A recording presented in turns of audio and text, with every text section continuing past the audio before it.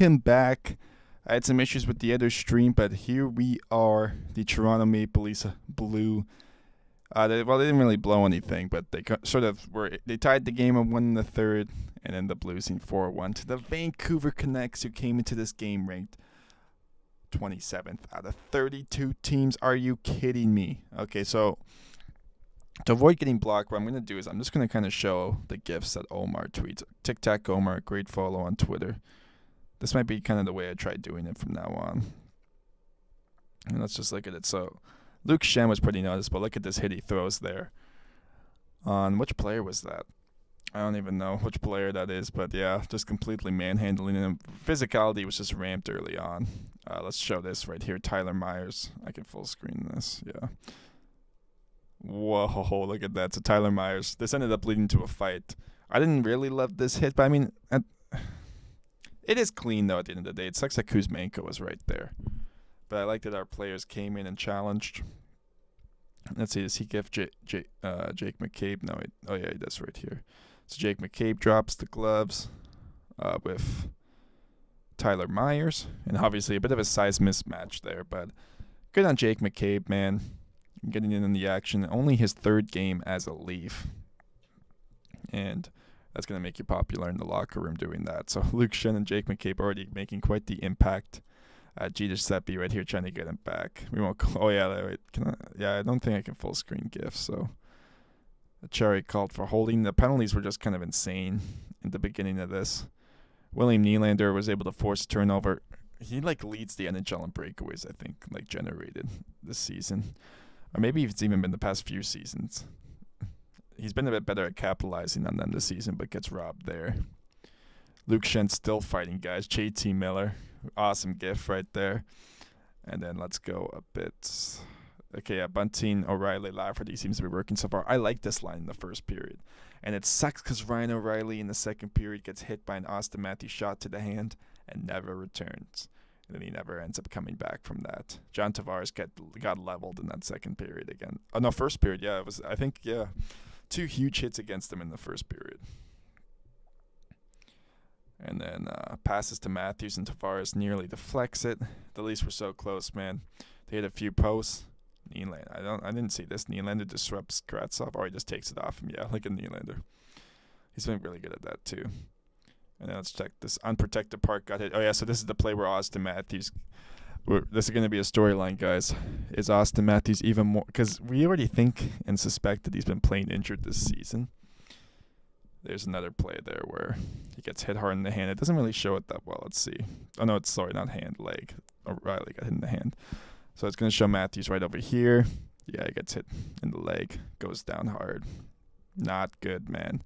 Not good. Riley lobs a pass to Meyer. This was a creative play. This is Morgan Riley when he's at his best, making creative plays like this. The Canucks in the neutral zone can't really intercept it. It was actually a good defensive play there by Joshua, I think. Forcing Marner back, but Mitch was able to draw a power play because of it. They weren't able to capitalize, though.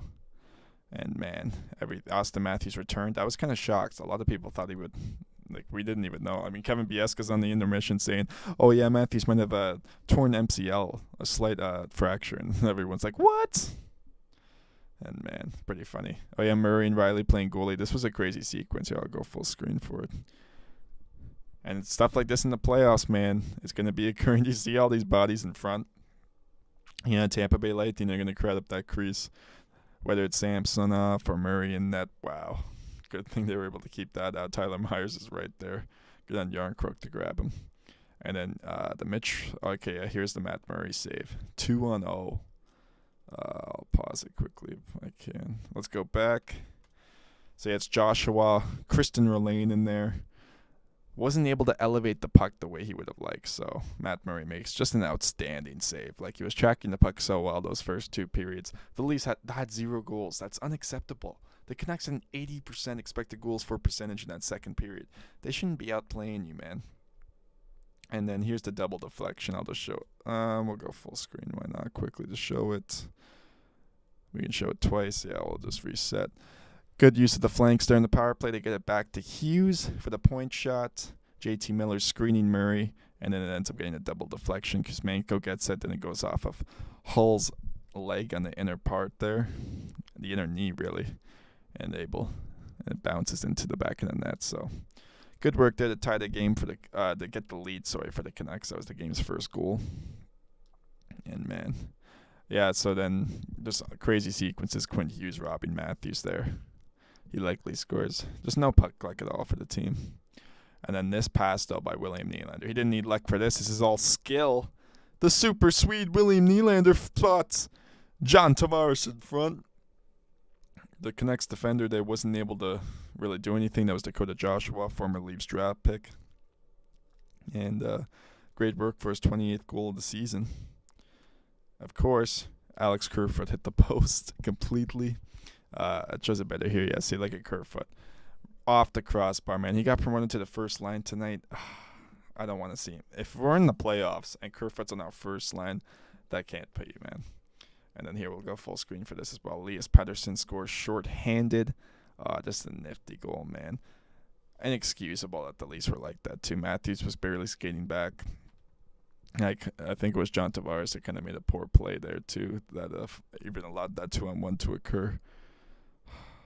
Not good. Oh, yeah, this is hilarious. Look at Michael Bunting. He did the Bennington. Now I can tell you a lot of fans aren't going to be happy. They're going to be like, oh, Matt, what are you doing, Bunting? And I mean, I don't know. I don't mind the antics, though. But, I mean, you're down 3-1. So I get that it's not the best. And then JT Miller makes it 3-1 here. Pettersson gets a nice feed to him, shorthanded. And then Austin Matthews is the one back. I'll show it once again just because get a clearer view. My, oh my. Nothing could go right, man. And then what's this? Oh, is this Nola Chari? He's mad. Oh, look at that. Yeah, he hits him. I remember seeing that live, yeah. He hits... Who's 44? I mean, the Canucks have some guys that I don't even know the names of because obviously they made a few changes. Their decor, a lot of them I'd barely even know. Oh, Noah Jolson. Is that Noah Jolson? Maybe that's who that was. Alright, I don't even know at that point. I'll have to learn. And then, yeah, this is how I chose the thumbnails. Yeah, this. And I was like, oh, this has to be the thumbnail. This Leafs fan crying. They were chanting, like, go Leafs, go at the Rogers Arena tonight. So that's pretty sick. And then, yeah, we got to talk about this. Yeah, can we go full screen? Ryan O'Reilly, man. I think that might even be the same hand he broke earlier in the season. It's broken. Oh, my God, man. The Leafs will have no luck at all. I mean, I don't think he's going to miss the playoffs or any serious time. He did come back and play like a shift after this. And then, because there was still some time left in the second, but no time in the third period. So that's basically all the show here in terms of that footage. Let's look at some of the stats. So obviously the Leafs went 11 forward, 7 D tonight. O'Reilly went down. Matthews went down. So large portions of this game, the Leafs were playing with just 10 forwards. So pretty miraculous overall, but nonetheless... look at Luke Shen here, leading the way. He's actually been pretty good in both games. He had, I think, a 56 expected goals for, and then this one, it's not actually. Okay, there we go, 77.8. And I thought he was. I mean, obviously, despite the huge hits he was getting, just really strong overall. And I've actually found his breakup passing to be good. He's getting shots clear on the net. Like I think he's gonna score goals soon. Like he's been perfect. Just limit his usage, and you'll find he's pretty effective. So. He was good. T.J. Brody's high on this list. Ryan O'Reilly. I thought this was Ryan O'Reilly's it was one of his better games, so it's unfortunate that he got injured. And then you're going to look at the bottom of this list here. Yeah, I think Timothy Liljegren can play now. I know that he was a bit banged up from that Edmonton game last week, but I really hope he's ready to go, man, because I would like to see what it's like without Hull and inserting Liljegren. And David Camp. Now, I know people aren't talking too much about David Camp because, we kind of don't want to say bad things about him, but... he hasn't been that effective at 5v5, guys.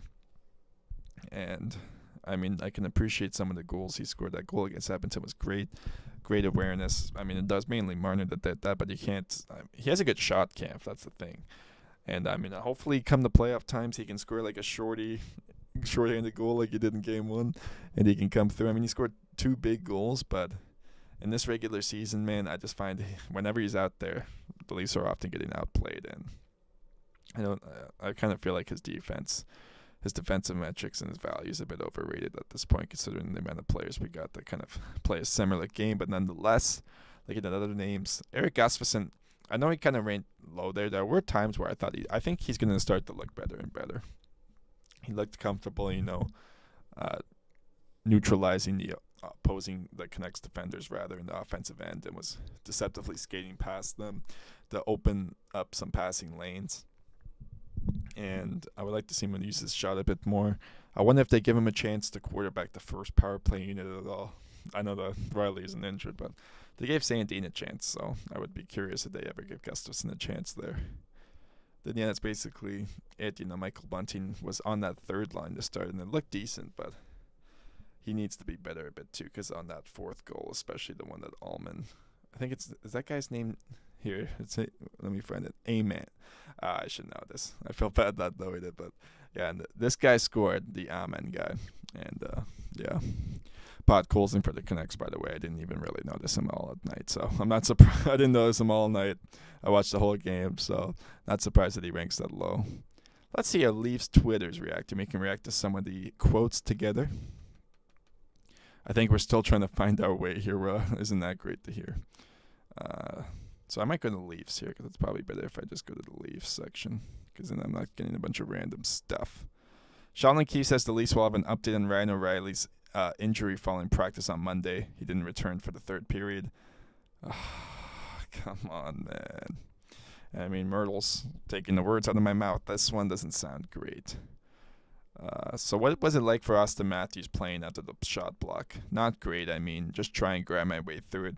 It didn't feel too great, but felt fine to play. Well, you can't say that, You can't say that he doesn't try, man. Guys are going to have to do it in the playoffs, and when your best player is doing that, it's good to see. Sheldon Keefe says he was considering moving the defenseman to forward mid-game with injuries. Honestly, guys, I thought they were going to put Morgan Riley to left wing. Seriously, after that happened. I honestly wouldn't mind experimenting with it, because, why not at that point? You only have 10 forwards. It probably would have, honestly, if they had done that, it would have made more sense. Let's see what people think. I bet someone's going to say that they should have done that, or they're going to say, or maybe you should have just played 12 forward. That's going to be the first comment. Yeah, please, God, I knew someone was going to say that. But, man. Well, you wouldn't have had that issue if you just played 12 forward. Good on Jacob Chikrin scoring tonight, by the way, but obviously I'm not talking about the Sens game. And then, yeah. So Toronto will definitely need more from 34 and 44 when the playoffs come around. Interesting. Yeah, so he's saying Nick DeSouza is a good follow, by the way. They definitely do need more from them, because all this whole idea around the Leafs, and Jay Fresh wrote a tweet about this when they made that Sandin trade. The whole idea with the Leafs is centering around the idea that Riley can be a number one defenseman in the playoffs. And I mean, he has come big. I mean, he scored a goal in that Game 7 last year, but can he be the number one guy on a team that wins 4 rounds to ultimately secure that Stanley Cup victory? That's going to be the huge question. So here we go, Kevin Papetti backing me up with some stats. So a 19 expected goals for percentage for David Kampf tonight. They've lost this minutes by this metric in 7 straight. That's not good. Yeah, so 40, 43, 19, 48, 16, 45. I don't know, man. And I mean, he plays 14, 15 minutes a night too, so they might want to look at limiting his usage. And then this is basically it, yeah. Well, guys, that's pretty much all I got to say, man. Not great. And if it makes you feel any better, Jack Campbell's an .882 save percentage in the 32 games, and the Oilers lost 7-5 tonight. He allowed 6 goals. So it could be worse, right? So I know people are going to complain about Matt Murray. I really think it was the Leafs' fault. I mean, they literally only scored 1 goal. I think had that Kerfoot shotgun in, the game score effects, would have been better. I don't think they would have allowed those shorthanded goals, but that didn't happen, so that we get the outcome we get. So thanks for watching this one, guys. We're going to be doing all the review structure kind of like this from now on. Let me know if you like it. Comment below on what your thoughts on the game are, what your thoughts on this video are, and make sure to hit like and subscribe.